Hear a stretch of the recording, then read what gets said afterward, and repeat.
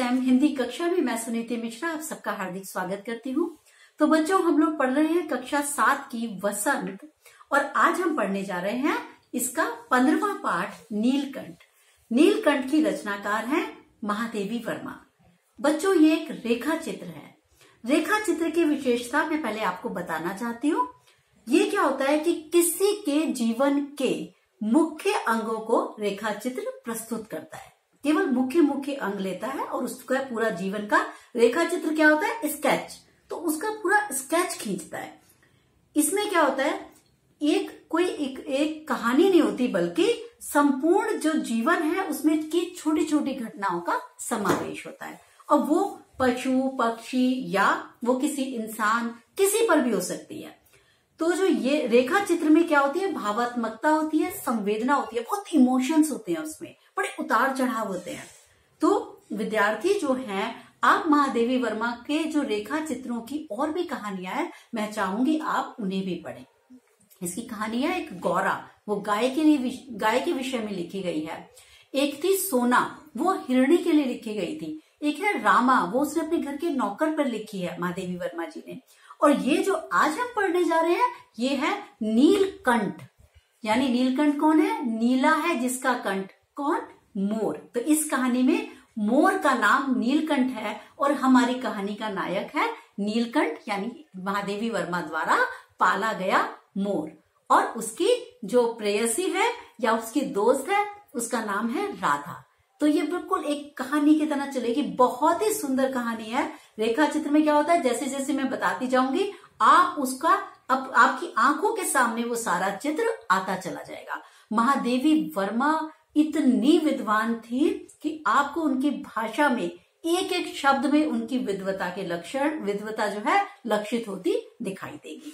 तो ठीक है बच्चों, अब हम शुरू करें इनकी कहानी नीलकंठ, महादेवी वर्मा। ध्यान रखना, बहुत अच्छा और इम्पोर्टेंट चैप्टर है नीलकंठ। लेखिका अतिथि को स्टेशन पहुंचाकर आ रही थी, यानी उसके घर पे कोई अतिथि आया हुआ था, उनको वो स्टेशन पर छोड़ के आ रही थी, ड्रॉप करके आ रही थी। और उन्हें पक्षियों और खरगोशों की दुकान का ध्यान आ गया। उनके आदेश पर ड्राइवर ने गाड़ी उसी ओर घुमा दी। चिड़िया वाले बड़े मियाँ ने लेखिका को सलाम करके बताया कि शंकरगढ़ का कोई शिकारी 2 मोर के बच्चे दे गया है।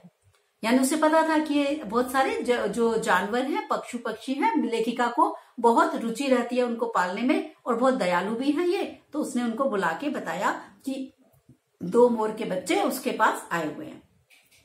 एक मोर है, एक मोरनी। मोर के पंजों से दवा बनती है, इसलिए बहुत से लोग उसे खरीदने आए, परंतु लेखिका का नाम लेकर बड़े मियाँ ने उन्हें बेचने से मना कर दिया। यानी वो लेखिका को एहसान दिखा रहा है कि देखो, मैंने आपकी वजह से क्या किया है, उन बच्चों को, मोर मोरनी के आपके लिए सेव करके रखे, आपके लिए सुरक्षित करके रखे हैं। तो लेखिका ने मोर के बच्चों के 35 रुपये चुकाकर मियाँ से किसी तरह पीछा छुड़ाया, क्योंकि मियाँ जी बहुत बोलते थे। वो कहती है उसमें ब्रेक ही नहीं लगता, जैसे कार में ना, इस तरीके से उनकी जबान पे ब्रेक लगाना कठिन था। अब इन्होंने जल्दी से उनसे पीछा छुड़ाया और मोर मोरनी का, छोटे बच्चों का पिंजरा लेके अपनी गाड़ी में बैठ गई। इसके बाद क्या हुआ कि जब वो घर पहुंची तो सब लोग ये कहने लगे कि अरे ये क्या ले आई, ये तो तीतर है, मोर कह के तुमको ठग लिया है। कदाचित अनेक बार ठगे जाने की वजह से लेखिका को बहुत गुस्सा आ गया। जैसे उन्होंने कहा ठग लिया है, उनको चिढ़ मच गई, वो चिढ़ गई। उन्होंने कहा कि मैं कई बार ठगी जा चुकी, इसलिए जैसे ही कोई घर के लोग मुझे कहते हैं कि मुझे ठग लिया गया है तो मैं चिढ़ जाती हूँ। तो जो संवेदनशील, जो भावुक लोग होते हैं, बुरे लोग भी तो है दुनिया में, तो भावुक लोगों को ठगने वाले बहुत लोग होते हैं। लेकिन अगर कोई इमोशनल हो और वो कोई कहे अरे तुम तो बेवकूफ हो, तुम्हें तो ठग लिया, तो वो चिढ़ जाता है ना। तो ऐसे ही लेखिका चिढ़ गई।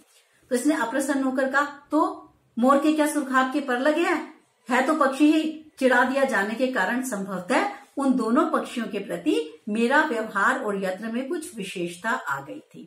तो ये कह रहे हैं कि मैं जैसे ही मुझे लगा कि कहीं ऐसा ना हो ये वाकई मोर के बच्चे ना निकले, तो कह रही है मैं डर गई और मैं उनपे कुछ ज्यादा ही ध्यान देने लगी कि वे बच्चे सच में बड़े होके मोर बनेंगे या नहीं। तो यार मैंने क्या किया, वो पिंजरा अपने अध्ययन कक्ष में रखवा लिया और उनके लिए कटोरे में सत्तू की गोलियां और पानी रख दिया गया। दोनों बच्चे क्या करते, कभी मेज के नीचे घुस जाते, कभी अलमारी के ऊपर चढ़ जाते और कभी छुपा छुपी से खेलते रहते। लेखिका को कमरे के दरवाजे हमेशा के लिए बंद करने पड़े थे क्योंकि उसे डर लगता था कि कहीं ऐसा ना हो कि मेरी पालतू बिल्ली चित्रा उन पक्षी शावकों को अपना शिकार बना ले। दूसरी बात क्या है, वो कह रहे मुझे डर लगता था कि जो मेरी चित्रा बिल्ली है कहीं आकर इन पक्षियों पर, छोटे छोटे बच्चों पर हमला ना कर दे। और दूसरी बात ये भी थी कि चित्रा बिल्ली को ये भी गुस्सा आ सकता था कि ऐसा कैसे हो सकता है कि महादेवी वर्मा किसी और पक्षी से प्यार कर रही है। तो जैसे वो उनको लेकर, वो अपने जो उसकी मालकिन है उनको लेकर, उसके मन में ये था कि वो सिर्फ मुझसे प्यार करे। करिए मुझे दोनों ही प्रकार के शक थे, इसलिए मैं अपना कमरा अक्सर बंद रखने लगी कि कहीं इन मोर के बच्चों को मेरी चित्रा बिल्ली नुकसान न पहुंचा दे। अब क्या हुआ कि थोड़ा सा जब मोर ये बड़े होने लगे बच्चे, लेखिका का कमरा गंदा होने लगा तो उसने क्या किया, बड़े जाली घर में पहुंचा दिया गया जहां उनके अन्य पालतू पशु रहते थे। मोर के बच्चों के वहां पहुंचते ही हलचल सी मच गई। उन नए मेहमानों का स्वागत तो बस ऐसा हुआ कि बड़ी विचित्र तरीके से। तो जब इसने उनको बड़े घर में पहुंचाया गया तो जो नए जानवर है, जो हमारे मोरनी है, उनका स्वागत कैसे हुआ, ये प्रश्न में पूछा जाएगा आपसे। बड़ा इंपॉर्टेंट है ये, आपके पेज नंबर 110 पर सेकंड पैराग्राफ। तो बच्चों आप इसको भी बड़े ध्यान से पढ़ लीजिएगा। मैं अब आपको बता देती हूँ। प्रश्न ऐसा पूछा जाएगा कि चिड़ियाघर में भूचाल क्यों और कैसे आ गया। ठीक है, तो अब ये बता दिया, नव आगंतुक माने नए आए हुए पशु पक्षियों को में पहले से रहने वालों में उन दोनों को देख के ऐसी उत्सुकता जग गई, बाकी के जो पुराने रह रहे थे उन लोगों में, जैसे कोई नववधू, जैसे कोई नई नई दुल्हन आती है। अब सारा परिवार बड़ा खुश हो जाता है, सारा परिवार सोचता है कि कैसी हो, ये क्या खाती है, ये क्या पीती है, ये कैसी है, दिखती कैसी है। ठीक है, तो कह रहा है जब मोरनी पिंजरे में पहुंचे तो सारे पशु पक्षी ऐसे करने लगे जैसे वहां कोई, जैसे किसी परिवार में नई दुल्हन आ गई हो। लक्का कबूतर, वो क्या हुआ, वो नाचता रहता था गोल गोल घूम के। आपने देखा हुआ कबूतर ऐसे नाचते हैं। उसने क्या किया, नाचना छोड़ा और इनके मोरनी के बच्चों के दोनों तरफ आके, चारों तरफ आके घूमने लगा और गुटर घूम की रागनी अलापने लगा। तो घूम घूम के देख रहे हैं उन्हें ध्यान से कि ये क्या कर रहे हैं, ये कैसे हैं। बड़े खरगोश सभ्य सभासदों के समान क्रम से बैठकर गंभीर भाव से उनका निरीक्षण करने लगे। जो बड़े वाले खरगोश थे उन्होंने क्या कह रहा है, जैसे सभ्य सभासद होते ना, जिनको तमीज होती है, जिनको समझ होती है कि किस तरीके से सोसाइटी में बैठा जाता है, इस तरीके से लाइन से बैठ गए सारे खरगोश। और क्या देख रहे हैं, बड़े ऐसे ध्यान से देख रहे हैं उसको, किसको, कबूतर, उसके मोर के बच्चों को। तो वो ध्यान से उनका निरीक्षण करने लगे, मतलब उनको ध्यान से देखने लगे। ऊन की गेंद जैसे छोटे छोटे खरगोश भी आ गए। वो चारों ओर उनके उछल उछल के घूमने लगे। उन्होंने सोचा हम भी देखें भाई ये क्या है। तोते मानो भली भांति देखने के लिए क्या कर रहे हैं, उनकी एक आंख बंद करके, एक आंख यहां से बंद करके फिर उनका निरीक्षण परीक्षण कर रहे हैं, किसका, मोरनी का। कह रहा है ऐसा मालूम हुआ कि मेरे चिड़ियाघर में उस दिन मानो भूचाल आ गया। तो आपको ये सब, चाहे इसको अपनी भाषा में कन्वर्ट करके आपको ये सब, इस गद्यांश को याद करना है। ठीक है, अब आगे चले। अब क्या हुआ कि धीरे धीरे मोर के बच्चे बड़े होने लगे। मोर के सिर की कलगी बड़ी घनी और चमकीली हो गई।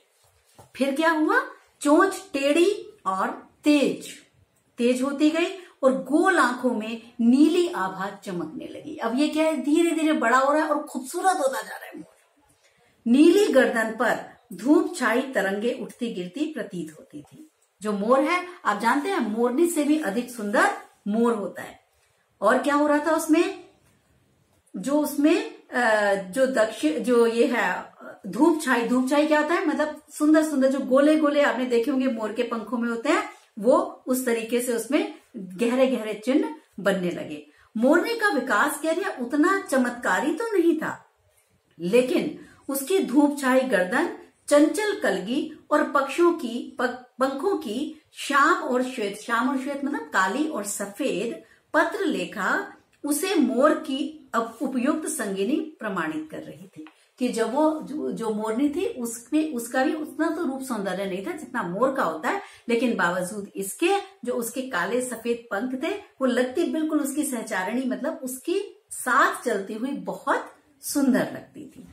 अब वो कह रहा है कि जो ये दोनों हैं, उसका जो मोर है उसका गर्दन ऊंची करके विशेष भंगिमा के साथ फिर उसको नीची करता, और जैसे वो दाना चुगता, पानी पीता, फिर कोई बात करता तो वो टेढ़ी गर्दन करके उसकी बात को सुनता मोर।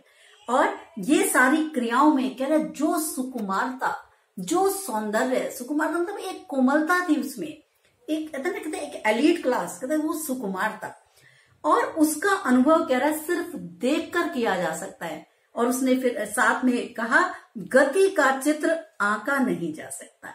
जो मोर है मेरा वो इतना खूबसूरत था कह रहा है, और जो उसके अंदर की जो नजाकत है कह रही मैं उसको लिख नहीं पाऊंगी, वो अगर आप देखते तभी आप उसको समझ पाते कि किस तरीके से वो जो मोर है उसके भीतर की किस प्रकार से उसका खूबसूरती थी।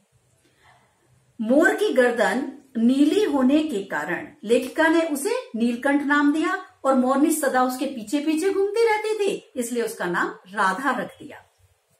लेखिका कहती है कि मोर ने स्वयं को अपने आप को ही सब जीवों का रक्षक और सेनापति नियुक्त कर लिया। धीरे धीरे करके मोर ने सोचा कि ये जो जितने भी पशु पक्षी हैं मैं इन सबका सेनापति हूं, मतलब मुझे इनकी रक्षा करनी है, मैं इनका लीडर हूं। क्या किया उसने, वह सबको लेकर सुबह उस स्थान पर पहुंच जाता जहां दाना बिखेरा जाता। उसके भय से कोई जीव उसे नाराज करने का साहस न करता। और क्या करते ये, कहता है अगर किसी ने कोई गड़बड़ की वो अपने तीखी चोंच से उस पर प्रहार करता और उसे दंड देने के लिए दौड़ पड़ता। वो सब क्या चाहता था कि सारे पशु पक्षी बहुत अनुशासन से रहेंगे। तो मोर की जो अनुशासन प्रियता है उसको देखकर लेखिका बड़ी प्रभावित हो रही थी। अब उसको एक दिन की बात याद आई कि छोटे बच्चे, जो खरगोश के छोटे बच्चे थे, यदि वो कुछ गलत काम करते तो वो क्या करता, अपने चोंच से उनके कान पकड़ लेता और उन्हें ऊपर उठा देता, और वो चीखते, जोर जोर से आर्त क्रंदन करते, चिल्लाते कि हमें बचा ले कोई, उन्हें लटकाए रखता। और कभी कभी तो ऐसा भी हो जाता कि जो खरगोश के बच्चे हैं उनका कान छिद जाता उसकी चोंच से, लेकिन वो एक बार उसने अनुशासन सिखाया, उसके बाद किसी पशु पक्षी की हिम्मत ही नहीं होती थी कि वे इस प्रकार का अनुशासन भंग करने की कोशिश भी करें।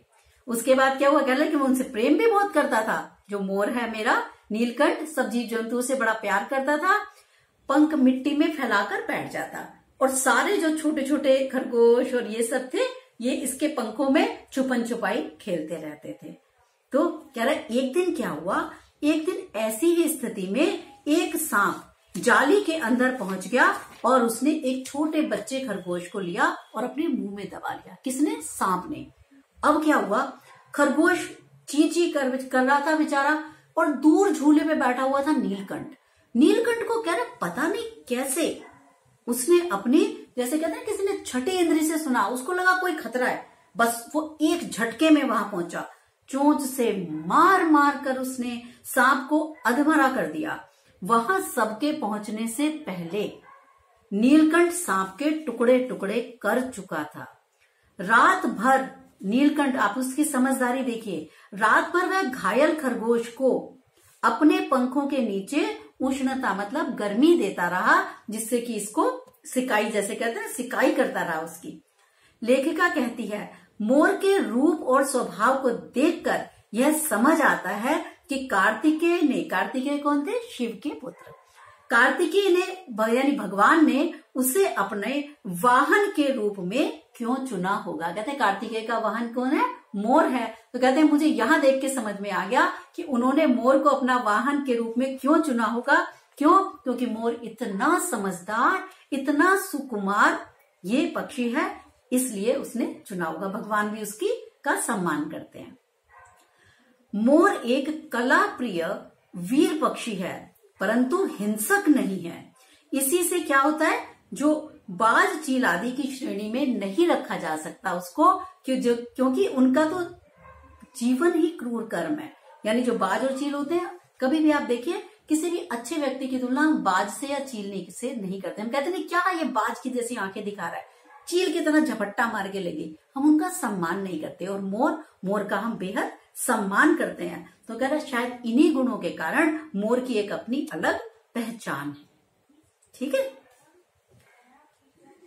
वसंत आगमन पर मेघों की सावली छाया में अपनी इंद्रधनुषी पंख फैलाकर नीलकंठ एक सहजात लय ताल में नाचता रहता। राधा उसके समान नृत्य तो नहीं कर पाती थी, लेकिन वो क्या करती, वो हमेशा उसके आसपास रहकर, वो जब नाचता हुआ आता तो राधा जो मोरनी है वो भी उसके रिदम में नाच के गोल घूम के उसके नृत्य की पूर्ति करती। तो ये क्या है कि क्या करती, वो नृत्यमंग नीलकंठ की दाहिनी ओर के पंख को छूती हुई बाईं ओर निकल गई, तो बाएं पंख से कभी स्पर्श किया, दाहिनी ओर निकल गई। ऐसी ताल में दोनों नाचते थे कि लेखिका को मजा आ जाता था। अभी कह रहे मुझे ये नहीं पता कि नीलकंठ ने ये कैसे जान लिया कि मुझे इसका नृत्य मुझे बड़ा अच्छा लगता है।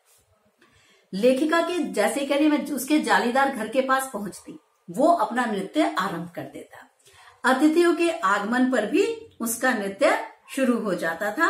और वो कह रहा मैं जब भी आती थी तभी वो क्या करता था, पूरे पंख फैलाता और अपना नृत्य शुरू कर देता। तो कह रहा और विदेशी महिलाएं जब आती थी मेरे उसमें घर पर तो क्या होता था, तो ये क्या करता था, उनके सामने पंख फैलाकर खड़ा हो जाता था। तो कह रहा कई महिलाओं ने तो उसको परफेक्ट जेंटलमैन की उपाधि भी दे डाली। तो कह रहा जिस नुकीली और पैनी चोंच से ये सांप का शिकार करता था, बड़ी हैरानी मुझे होती थी कि जब मैं अपनी हथेली पर भुने हुए चने रखती थी तो वो इतने होले से उठा के खाता था कि कहीं मुझे गलती से भी उसकी चोंच छू ना जाए या मुझे नुकसान ना कर जाए। तो कह रहा ये सब देखकर मुझे बहुत हंसी आती थी और मैं ये सोचती थी कि कितनी समझदारी एक पक्षी में हो सकती है। अब एक दिन कार्यवश ये लेखिका बड़े मियाँ की दुकान के सामने से गुजरी तो उन्होंने फिर से गाड़ी रोक ली। वे लेखिका को एक टूटे पंजों वाली मोरनी देना चाहते थे। लेखिका यद्यपि लेना तो नहीं चाहती थी, लेकिन उसने सोचा जब बड़े मियाँ ने उसको कहा कि ये टूटे पंजों वाली मोरनी है और इसको कोई नहीं खरीदेगा, तो कहीं ऐसा ना हो कि लोग इसे दवा बनाने के लिए ले जाएं और इसको मार डालें।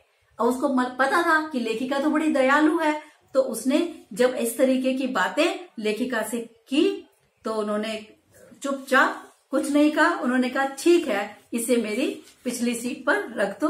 तो लेखिका को पता था कि मैं खुद इतनी भावुक हूं, मैं नहीं कर पाऊंगी ये, और उन्होंने उस मोरनी को भी ले लिया। अब क्या हुआ, पंजों की मरहम पट्टी, अब उसने जो ये नई मोरनी आई है उसके पंजों की मरहम पट्टी और देखभाल करने पर वह महीने भर में अच्छी हो गई। उंगलियां पर उसकी वैसे ही टेढ़ी मेढ़ी रही और उसके ठूंठ जैसे पंजों पर वो डगमगाती हुई चलने लगी। तब उसे जाली घर में पहुंचाया गया और उसका नाम क्या रखा गया, कुब्जा। कुब्जा जो थी नाम के अनुरूप ही प्रमाणित हुई। नाम के अनुरूप प्रमाणित हुई मतलब यानी जो कुब्जा है वो अच्छी दासी नहीं थी, तो कुब्जा जैसे कुटिल थी उसी प्रकार से ये जो नई मोरनी आई है इसका भी स्वभाव बड़ा कुटिल था। ये क्या हुआ कि नीलकंठ और राधा को जब भी कुब्जा साथ में देखती वो उन्हें मारने दौड़ती। नीलकंठ उससे दूर भागता, लेकिन जो कुब्जा मोरनी है वो नीलकंठ के साथ रहना चाहती थी। कह रहे किसी जीव जंतु से उसकी मित्रता न थी। उसने क्या किया, जो राधा के 2 अंडे थे उन्हें भी तोड़ फोड़ डाला। उसके कारण राधा और नीलकंठ की प्रसन्नता का अंत हो गया। कई दिन तक मैं नीलकंठ को भूखा प्यासा आम के पेड़ पर छिपकर बैठा हुआ देखती। उसकी चाल में थकावट आ गई थी और आंखों में शून्यता। लेखिका को आशा थी कि शायद कुछ दिनों में ये पशु पक्षी जो लड़ाई कर रहे हैं कुछ दिनों में इन सबका मेल हो जाएगा, परंतु ऐसा नहीं हुआ। 3-4 महीने के बाद अचानक एक दिन सुबह लेखिका ने नीलकंठ को मरा हुआ पाया। न उसे कोई बीमारी हुई थी, न ही उसके शरीर पर कोई चोट का निशान था। ये देखकर लेखिका को बहुत दुख हुआ। लेखिका ने उसे अपनी शॉल में लपेटा और संगम में प्रवाहित कर दिया। राधा को आशा थी कि पहले की तरह नीलकंठ फिर लौट आएगा, क्योंकि कभी कभी नीलकंठ इधर उधर उड़ जाता था आसपास ही और फिर वापस आ जाता था। लेकिन राधा का इंतजार चलता रहा, अभी नीलकंठ नहीं आया। कुब्जा ने कोलाहल के साथ यानी शोर मचाया और उसे ढूंढना शुरू किया। कुब्जा उसे आम, अशोक, कचनार की शाखाओं में ढूंढती रहती। एक दिन आम की शाखा से उतरते ही लेखिका की अल्सेशियन कुतिया की उसके सामने पड़ गई। स्वभाववश कुब्जा ने चोंच से उस कुतिया पर प्रहार किया और जो उसके कजली नाम था उसने 2 दांत उस कुब्जा मोरनी के गर्दन पर लगा दिए, जोर से काट लिया उसको। परिणामतः उसकी वहीं पर मृत्यु हो गई। तो अब क्या हुआ, हमारा नीलकंठ पहले चला गया था और कुब्जा इस कुत्ते के काटने से, कजली जो है उसके काटने से मर गई। इन तीनों पक्षियों की विभिन्न प्रकृति लेखिका के लिए विशेष महत्व रखती थी। राधा आज भी नीलकंठ के इंतजार में रहती है। आषाढ़ में मेघों के छाते ही वह ऊंची आवाज में यानी अपनी गर्दन को ऊंचा करती है और नीलकंठ को पुकारने लगती है, और नीलकंठ उसकी यादों में सदैव उसके साथ रहा। और महादेवी वर्मा कहती है कि जब मैं अकेली राधा को नीलकंठ के इंतजार में देखती हूँ तो मैं बड़ी भावुक हो जाती हूँ। तो बच्चों, ये थी हमारी कहानी आज की नीलकंठ। इसमें जो महादेवी वर्मा का रेखा चित्र है ये थोड़ा सा जितना इंटरेस्टिंग है उसमें थोड़े से शब्द आपको मुश्किल लगेंगे, क्योंकि महादेवी वर्मा मैं आपसे प्रारंभ में कह चुकी बहुत विद्वान थी, बहुत विदुषी थी, तो वो ऐसे ही शब्दों का इस्तेमाल, ऐसे शब्दों का प्रयोग किया करती थी। मैं 2-4 आपको बता देती हूँ। अनुसरण करना, नकल करना, निरीक्षण करना, देखभाल करना, अभिमानिनी, घमंडी, कायाकल्प, सुधार होना, रूप बदलना, नववधु, नई दुल्हन, बंकिम, टेढ़ी, नीलाभ, नीली, ग्रीवा, गर्दन, भंगिमा, हाव भाव, सहचारिणी, ये किनके लिए है, राधा के लिए, साथ साथ चलने वाली, मंथर गति, धीमी चाल, चंचू प्रहार, चोंच द्वारा वार करना, कर्ण भेद, कर्ण छेदन, कर्ण का छेदन, सोपान, सीढ़ी, निश्चेष्ट हो जाना, बेहोश हो जाना, मूंज, लंबी पत्तियों की एक प्रकार की घास। और इसने कहा ना उसने छितरा दिए मतलब फैला दिए। तो ये थे हमारे बच्चों शब्दार्थ, जो छोटे से 1-2 प्रश्न मैं आपको बता दूं। एक तो मैं आपको बता ही चुकी थी, जाली के बड़े घर में पहुंचने पर मोर के बच्चों का स्वागत कैसे हुआ, इसीलिए मैंने वो आपको वहीं पर डिटेल में पढ़ा दिया था कि किस तरीके से कबूतर और खरगोश कैसे उनके चारों तरफ घूम घूम कर उसका निरीक्षण कर रहे थे। ये आपको डिटेल में अब याद करके जाना है। एक ये इस आनंदोत्सव की रागिनी में बेमेल स्वर कैसे बज उठा। तो बेमेल स्वर क्या हुआ था कि जो नीलकंठ और राधा है हमारे, वो प्रेम और आनंद से रह रहे थे, उनके जीवन में कुब्जा का आगमन को लेखिका ने बेमेल स्वर का आगमन बताया, उसका बजना बताया। यानी कुब्जा ने आकर क्या किया, उनके जीवन की सारी प्रसन्नता का अंत कर दिया। और राधा को नीलकंठ के साथ देखकर वो उस पर चोंच से प्रहार करने भी भागती। इसके अतिरिक्त वो क्या करती कि वो उसने राधा के अंडे भी तोड़फोड़ डाले, और उसकी वजह से ही नीलकंठ क्या हुआ, इतना उदास हो गया कि उसकी एक दिन मृत्यु हो गई। तो ये जो रेखा चित्र है हमारा, ये आशा करती हूँ इसके अतिरिक्त तो आपको किसी प्रकार की कोई डिफिकल्टी नहीं होगी। ठीक है, तो अब हम इस पाठ को यहीं पे समाप्त करते हैं बच्चों। अब हम अगले पाठ में मिलेंगे, तब तक के लिए मुझे आज्ञा दीजिए। नमस्कार।